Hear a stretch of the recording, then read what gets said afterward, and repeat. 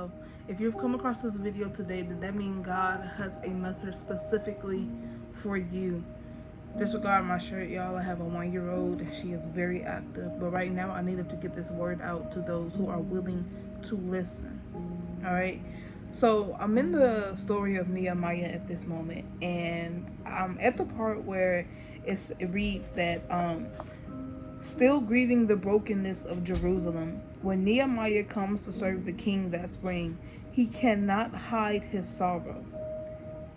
So this is letting me know that even though Nehemiah was placed in a position where he was well taken care of, he still had his own personal, I keep seeing the word sentiments, but he still had his own personal things that he was dealing with outside of being a cupbearer for the king, right? So he was overwhelmed with the fact that Jerusalem had been destroyed, and he was holding all of this in on his own, trying to come up with a plan. Not even just trying to come up with a plan, but just really leaning into God and leaning on God at his time of grieving for the destruction of his homeland. And he didn't know who he could go to outside of God. He didn't really, think to look outside of God to seek any other counsel or to seek words of acknowledgement or assistance from an outside source.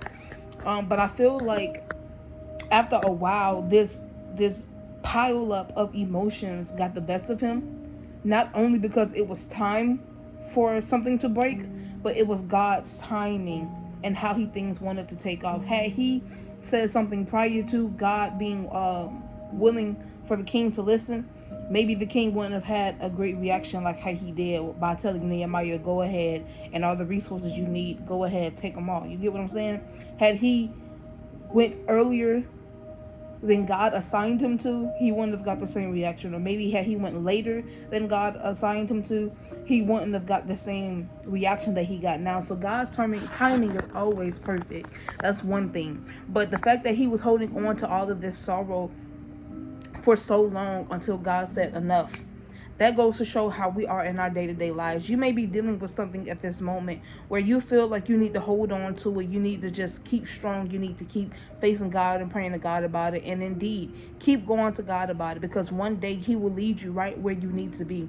He will lead you right to the people who will hear you and will bring some type of productivity towards you, that would bring some type of progress towards you, some type of resources that would be useful to you. So whatever you're going through at this moment, whatever you're holding on to, whatever you're feeling like you can't bear it anymore, you can't deal with anymore, your time is almost up. God is almost there. He is almost ready for you to do your assignment, for you to follow through with that plan that he told you and put on your heart that he was going to do.